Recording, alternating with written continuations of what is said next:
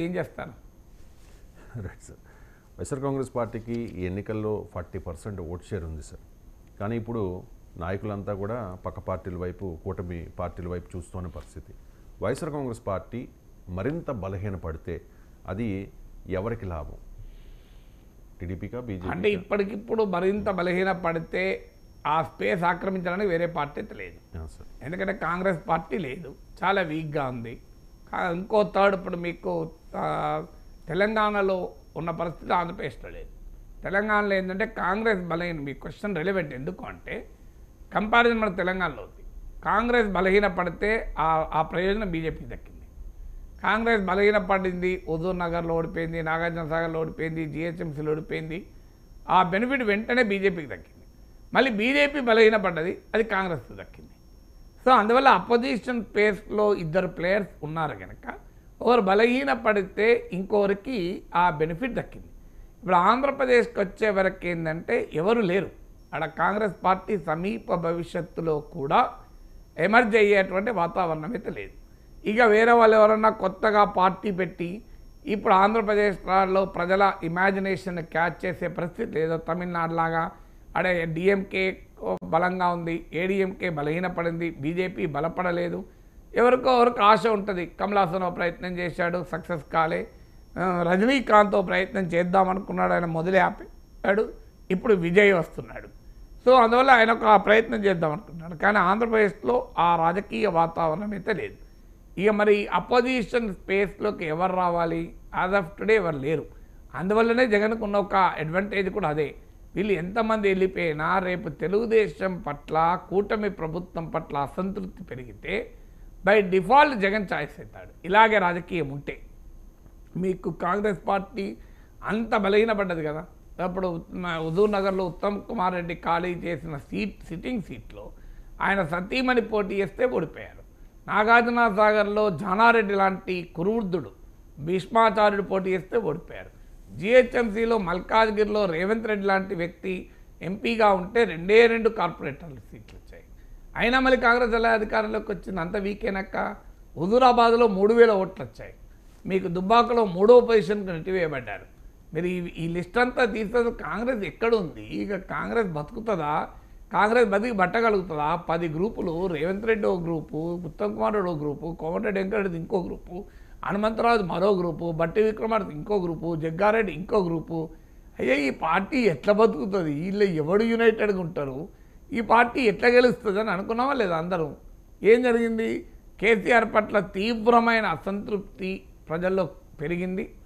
ఆ అసంతృప్తిని బీజేపీ బ్రహ్మాండంగా క్యాచ్ చేసుకుంటున్న సమయంలో జాతీయ నాయకత్వం కారణం లేకుండా బండి సంజయ్ని పక్క పెట్టేశారు. లేకపోతే బీజేపీ పరిస్థితి చాలా బాగుండేది. అసలు ఈవెన్ కాంగ్రెస్ అధికారంలో వచ్చేదో కాదో తెలియదు, హంగచ్చేదో ఏమయ్యేదో. కానీ కారణాలు ఏదైనా జాతీయ నాయకత్వం తీసుకున్న ఒక వ్యూహాత్మక తప్పిదం, హిస్టారిక్ బ్లండర్ వల్ల బండి సంజయ్ని పక్క పెట్టే వరకు ఒక్కసారిగా ఆ పొంగంతా కుగిపోయింది. దాంతో ఏమైంది? బీజేపీ పట్ల తీవ్ర అసంతృప్తి పెరిగింది. కానీ కేసీఆర్ పట్ల సంతృప్తిగా మారదు కదా అది. కేసీఆర్ పట్ల అసంతృప్తి అలాగే ఉంది. ఏం చేయాలి? ప్రజలు కేసీఆర్ పట్ల కోపంతో ఉన్నారు, బీజేపీ పట్ల నమ్మకం కోల్పోయారు. ఏం చేశారు? ఆటోమేటిక్గా కాంగ్రెస్ వైపు తిరిగింది తెలంగాణలో. ఆంధ్రప్రదేశ్లో కూడా రేపు ఏమవుతుందంటే అపోజిషన్ స్పేస్లో మరో ప్లేయర్ లేకపోతే ఆటోమేటిక్గా ఒకవేళ కూటమి కనుక మంచి పాలన ఇచ్చి చంద్రబాబు నాయుడు మంచి ప్రజల్లో సంతృప్తి పొందితే ఆయనే మళ్ళీ వస్తాడు.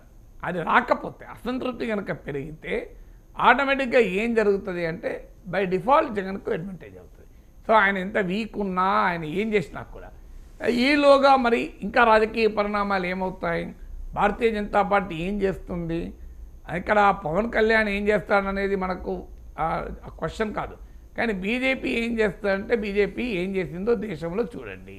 తమిళనాడులో ఏం చేసింది? ఏడీఎంకేతో కలిసిండి.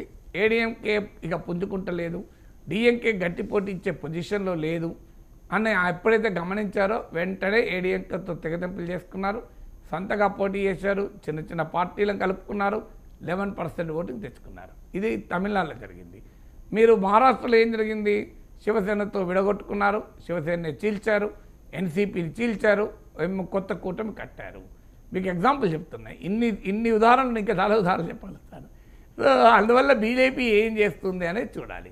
బీజేపీ 5 ఏళ్ల పాటు చంద్రబాబు నాయుడు ప్రభుత్వంలో భాగంగా ఉండి సుస్థిరమైన చంద్రబాబు పాలనకు సహకరిస్తుందా, లేదా 2 ఏళ్లకో 3 ఏళ్లకో ఎప్పుడైతే చంద్రబాబు నాయుడు పట్ల అసంతృప్తి కనుక పెరిగితే, ఇది కూడా కండిషన్, పెరిగితే, పెరగకపోతే గొడవే లేదు, పెరిగిందనుకోండి, అయ్యో తామెందుకు బిల్లు కట్టాలి, టీడీపీ పట్ల ఉన్న వ్యతిరేకత అనే భావనతో బీజేపీ కనుక బయటికి వచ్చి, పవన్ కళ్యాణ్ కనుక బయటికి తీసుకొచ్చి అపోజిషన్ స్పేస్లో వాళ్ళే కూర్చున్నారు అనుకోండి, అప్పుడు జగన్కు పెద్ద ఛాలెంజ్ అవుతుంది. అంటే కాంగ్రెస్కి ఏ రకంగా బీజేపీ అపోజిషన్ స్పేస్ ఆక్రమిస్తే తెలంగాణలో కాంగ్రెస్కి ఎట్లా నష్టమైందో అవుతుంది. మరి ఆ పని బీజేపీ చేస్తుందా? చంద్రబాబు నాయుడు ప్రభుత్వం పట్ల అసంతృప్తి పెరుగుతుందా? బీజేపీ వ్యూహాలకు పవన్ కళ్యాణ్ అంగీకరిస్తాడా? ఇవన్నీ క్వశ్చన్సే.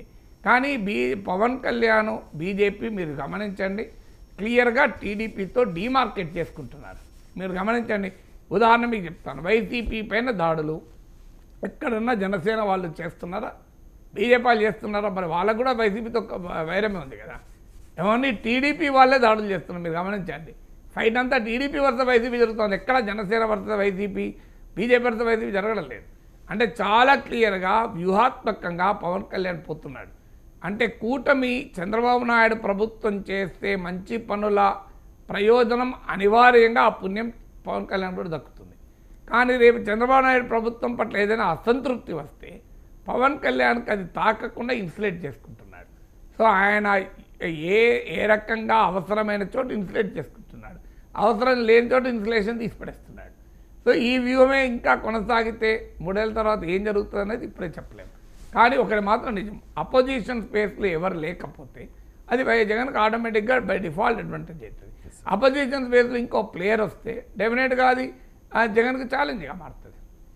రైట్ సార్, చిన్న బ్రేక్ తీసుకుందాం సార్. బ్రేక్ తర్వాత